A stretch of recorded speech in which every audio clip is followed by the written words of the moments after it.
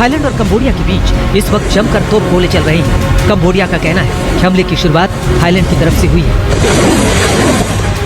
जबकि थाईलैंड का दावा है कि उनकी सीमा में रॉकेट और तोपों से हमला हुआ और जवाब में थाईलैंड ने F-16 विमानों से कंबोडिया के सैन्य ठिकानों को टारगेट किया।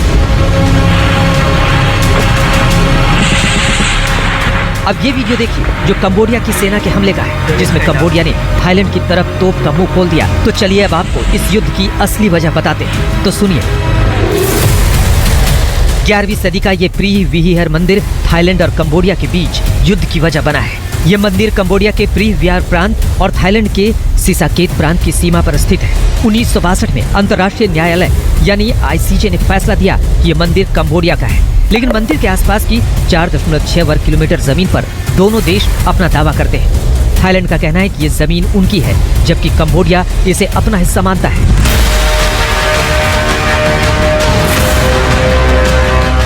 इस मंदिर को 11वीं सदी में खमेर सम्राट सूर्यवर्मन ने भगवान शिव के लिए बनवाया था, लेकिन वक्त के साथ ये मंदिर सिर्फ आस्था का केंद्र नहीं रहा, बल्कि राष्ट्रवाद, राजनीति और सैन्य ताकत का अखाड़ा बन गया है।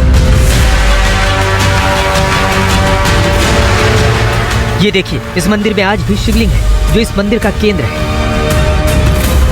इस मंदिर में भगवान शिव के द्वारपाल भी देखे जा सकते हैं, जो भक्तों की मनोकामना शिव जी तक पहुंचाने का काम करते हैं।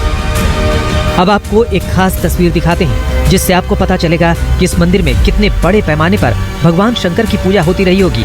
ये देखिए, शिवलिंग पर चढ़ने वाले जल की निकासी का भी इंतजाम हजारों साल पहले इस मंदिर में किया गया था। करीब 1200 साल पुराना प्रे-विहार का यह शिव मंदिर कंबोडिया की हद में मौजूद है, लेकिन इस मंदिर पर अधिकार को लेकर थाईलैंड और कंबोडिया की लड़ाई अंतर्राष्ट्रीय अदालत तक जा चुकी है।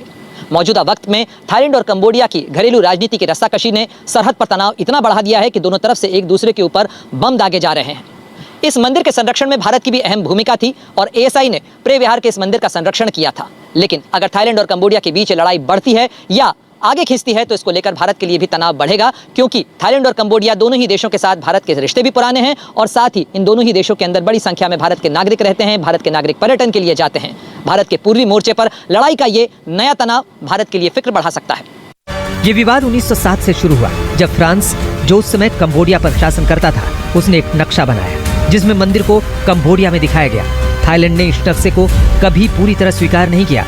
2008 में जब कंबोडिया ने इस मंदिर को यूनेस्को विश्व धरोहर स्थल बनवाया, तब विवाद और बढ़ गया, क्योंकि थाईलैंड ने इसका विरोध किया। इसके बाद 2008 से 2011 तक दोनों देशों की सेनाओं के बीच कई बार झड़पें हुई, जिसमें कई लोग मारे गए।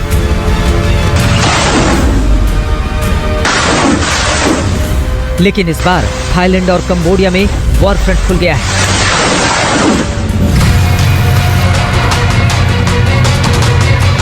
एक मंदिर की जंग में 15 जून को थाईलैंड की प्रधानमंत्री पाइतोंगतार्न शिनावात्रा की कुर्सी चली गई, क्योंकि शिनावात्रा ने कंबोडिया के नेता हुन सेन से फोन पर बातचीत की थी। इस बातचीत में उन्होंने थाई सेना के कमांडर की आलोचना की थी। इसे थाईलैंड में गंभीर मामला माना जाता है, क्योंकि सेना का वहाँ काफी प्रभाव है।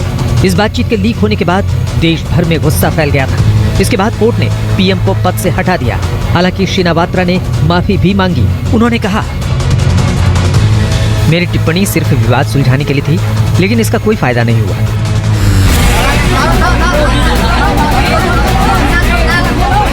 इस मंदिर को लेकर दोनों देशों के बीच लगातार तनाव बना हुआ था। ये वीडियो देखिए जो कुछ दिनों पहले का है, जिसमें दोनों देशों की सेना इस मंदिर के अंदर है और उनमें किसी बात को लेकर कहासुनी हो रही है।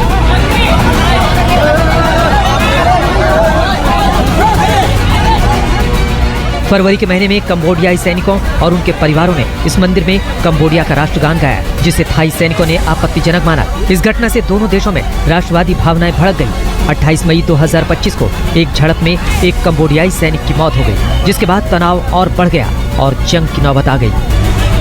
आपको बता दें कि कंबोडिया के पास एक ढंग का फाइटर जेट तक नहीं है। अब थाईलैंड की एयर स्ट्राइक कैसे झेलेगा?